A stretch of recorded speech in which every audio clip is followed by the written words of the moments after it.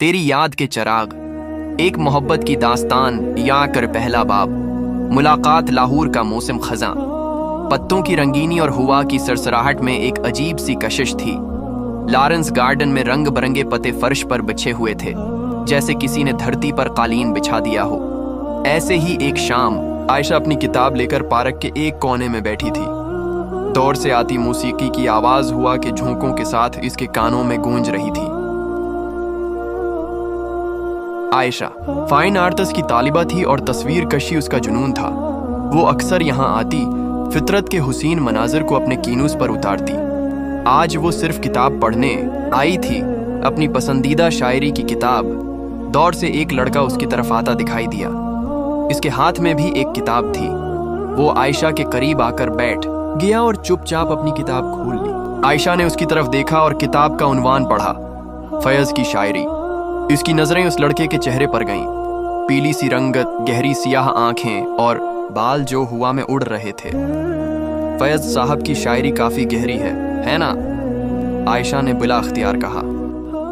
लड़के ने सिर उठाकर उसे देखा, फिर मुस्कुराया। हाँ, इनकी शायरी में दर्द भी है और उम्मीद भी। मैं हमीद कामरान हूं और आप? आयशा रियाज। खुशी हुई आपसे मिलकर। आयशा, आप भी शायरी पसंद करती हैं? आयशा मुस्कुराई। हाँ, मेरा ताल्लुक तो ज्यादातर तस्वीर कशी से है, लेकिन शायरी में भी दिलचस्पी है। वाह, आप तस्वीर भी बनाती हैं? क्या मुझे देखने को मिल सकती हैं आपकी तस्वीर? आयशा ने अपना स्केच बुक निकाला और हमीद को दिखाया। हमीद की आंखों में हैरत और तारीफ के भाव अभरे। ये तो कमाल हैं, आप बहुत अच्छी आर्टिस्ट हैं। आयशा के चेहरे पर हल्की सी लाली आई। शुक्रिया, मुझे भी फन से मोहब्बत है, लेकिन मेरा ताल्लुक लिखने से है। मैं शायरी और अफसाने लिखता हूँ। वाकई? क्या मुझे आपकी कोई तहरीर पढ़ने को मिलेगी? हमीद ने अपनी किताब से एक पर्चा निकाला जिस पर उसकी एक नज्म लिखी थी। आयशा ने उसे पढ़ा और मुतासिर हुई। आप बहुत अच्छा लिखते हैं। दोनों की बातें चलती गईं। शाम ढलने लगी, लेकिन वो अपनी बातों में महू थे। कैफे में चाय पीने गए और फिर शाम को आयशा का घर आते हुए हमीद ने पूछा, क्या मैं कल फिर आपसे मिल सकता हूँ? आयशा ने मुस्कुराकर हाँ कहा। दूसरा बाब, प्यार का आगाज। अगले कई हफ्तों में आयशा और हमीद की मुलाकातें बाकायदा हो गई। दोनों Lawrence garden, Lahore fort, Shalimar Bagh या कहीं चाय पीने चले जाते। दोनों के दरमियान एक गहरा रिश्ता बनता जा रहा था। एक शाम शालीमार बाग में फवारे के पास बैठे हुए हमीद ने आयशा का हाथ थाम लिया। आयशा, मैं तुमसे कुछ कहना चाहता हूँ। आयशा का दिल तेजी से धड़कने लगा। हाँ कहो। मैं तुम्हें बहुत चाहता हूँ। शायद ये कहने में जल्दी है, लेकिन मैं अपने दिल की बात छिपा नहीं सकता। आयशा के चेहरे पर एक प्यारी सी मुस्कुराहट खुल गई। मैं भी तुम्हें बहुत चाहती हूँ हमीद। आज शाम चांद की रोशनी में पानी के फव्वारे के पास दो दिलों का मेल हो गया। मोहब्बत की दास्तान का आगाज हो चुका था। तीसरा बाब, खानदानी रकावटें। आयशा का ताल्लुक एक रवायती खानदान से था, जहां लड़कियों के लिए बहुत सारे क़यूद थे। इसके वालिद एक कामयाब बिजनेसमैन थे और वो चाहते थे कि आयशा अपनी तालीम मुकम्मल करे और फिर अपनी मर्जी से उसकी शादी करें। आयशा अपने अबू के बहुत करीब थी, लेकिन डरती थी कि वो उसके और हमीद के रिश्ते को कबूल नहीं करेंगे। हमीद का ताल्लुक एक मुतवस्सित घराने से था। इसके वालिद एक स्कूल में उस्ताद थे और उसकी वालदा एक आम घरेलू खातून थी। हमीद को फिक्र थी कि उसका माशी हाल आयशा के खानदान को पसंद नहीं आएगा। एक दिन आयशा ने हिम्मत करके अपनी उम्मी को हमीद के बारे में बताया। अम्मी ने पहले तो नापसंदगी का इजहार किया, लेकिन फिर कहा कि वो अबू से बात करेंगी। जब आयशा के अबू को इस मोहब्बत के रिश्ते का इल्म हुआ तो वो सख्त नाराज हुए। ये क्या बदतमीजी है? मेरी बेटी किसी ऐसे लड़के से मोहब्बत कर रही है जिसका हमें कुछ इल्म नहीं। तुम अभी पढ़ाई मुकम्मल करो, फिर हम तुम्हारी शादी के बारे में सोचेंगे। आयशा की आंखों में आंसू आ गए।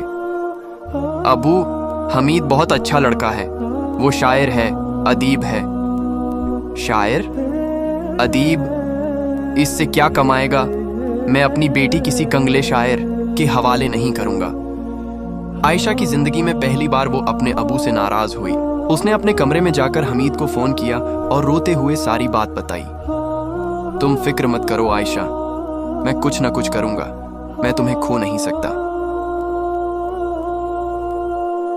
चौथा बाब, जदाई के लम्हे अगले दिन आयशा के अबू ने उसे बताया कि वो उसे अपनी बहन के घर कराची भेज रहे हैं। वहां तुम्हारी खाला की देखभाल मैं रहोगी और अपनी पढ़ाई मुकम्मल करोगी। आयशा टूट गई। उसने उल्तजा की लेकिन अबू नहीं माने। उसने हमीद को फोन किया लेकिन उसका फोन बंद था।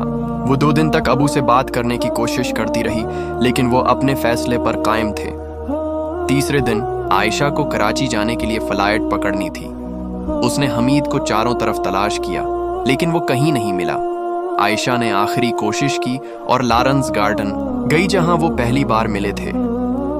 वहां इस बेंच पर जहां वो पहले बैठी थी हमीद इंतजार कर रहा था। आयशा उसके पास दौड़ कर गई और उसके गले लग गई। मैं तुम्हें ढूंढ रही थी, तुम्हारा फोन भी नहीं लग रहा था। मेरा फोन खराब हो गया था लेकिन मुझे पता था कि तुम यहां आओगी। दोनों की आंखों में आंसू थे।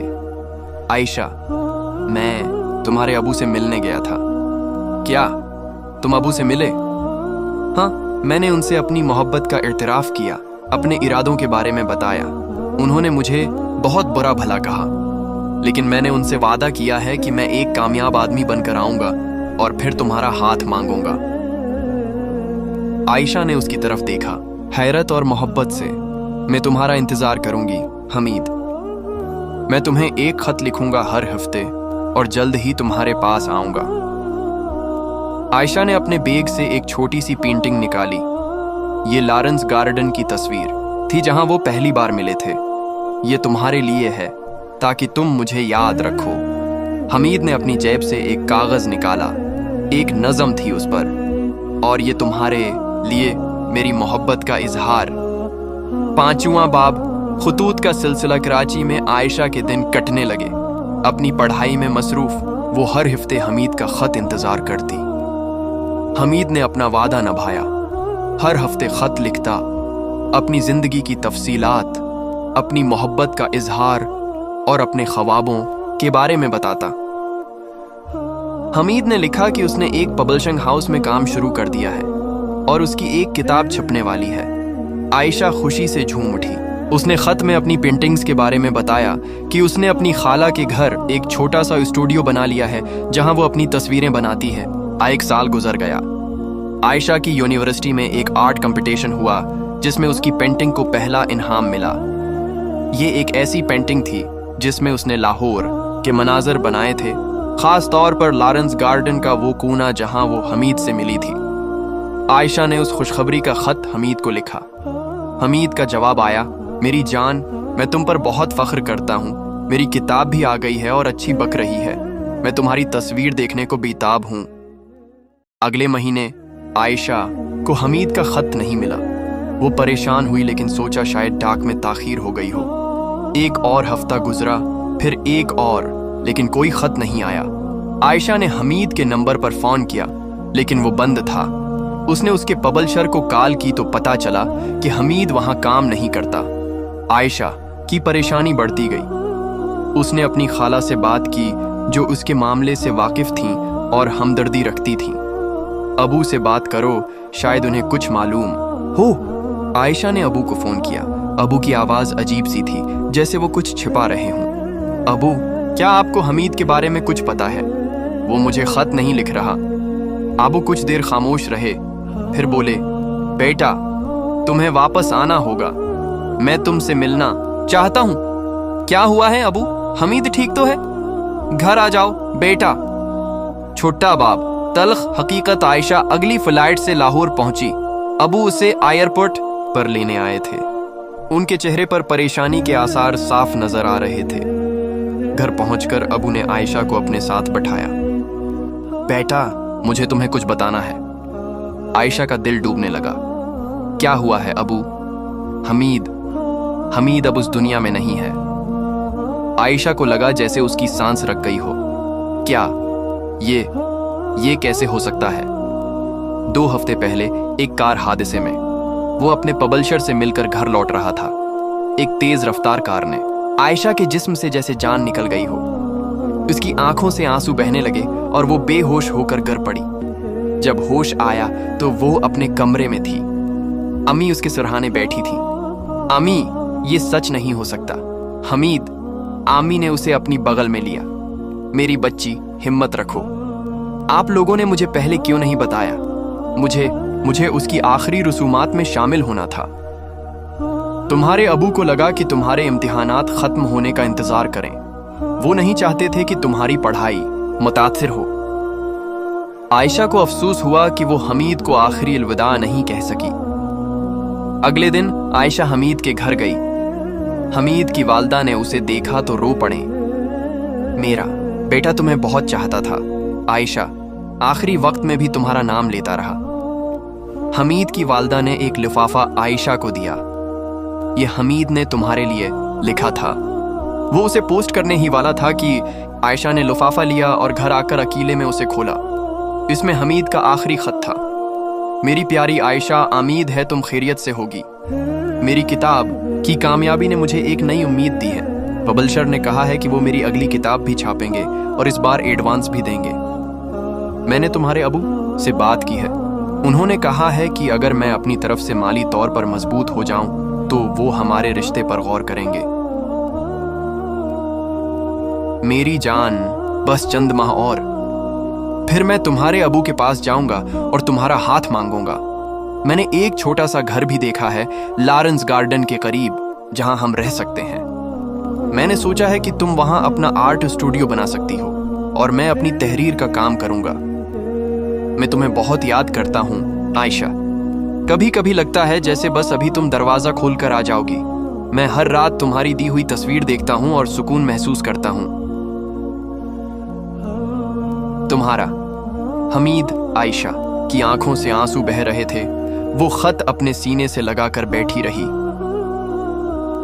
7वां बाब। तन्हाई के दिनहागले कई महीने आयशा के लिए बहुत मुश्किल थे। वो अपने कमरे से बाहर नहीं निकलती, किसी से बात नहीं करती।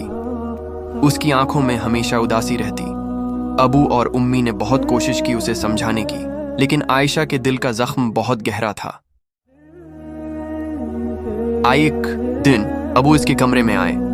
बेटा, मैं तुम्हारे लिए कुछ लाया हूं। उन्होंने एक पैकेट आयशा को दिया। आयशा ने उसे खोला तो हैरान रह गई। ये हमीद की छिपी हुई किताब थी, तेरी याद के चिराग। ये हमीद की किताब है। हाँ, उसके पब्लिशर ने मुझे दी थी। उसने कहा कि हमीद ने खास तौर पर कहा था कि ये किताब तुम्हारे लिए है। आयशा ने किताब खोली। उसके पहले सफ़े पर लिखा था, मेरी महबूब आयशा के नाम, जिसकी याद मेरे दिल में हमेशा रहेगी। किताब में हमीद की वो तमाम नज़में थीं जो उसने आयशा के लिए लिखी थी।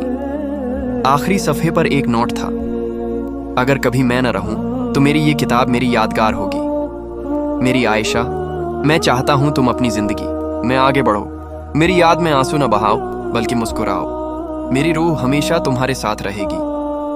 आयशा की आंखों से आंसू बह रहे थे, लेकिन इस बार उनमें दर्द के साथ साथ एक अजीब सी तस्कीन भी थी। 8वां बाब। नई शुरुआत। आज दिन के बाद आयशा की जिंदगी में एक नया मोड़ आया। उसने फैसला किया कि वो हमीद की याद में एक आर्ट गैलरी खोलेगी, जहां नए और उभरते हुए आर्टिस्ट्स और अदीबों को मौके दिया जाएगा।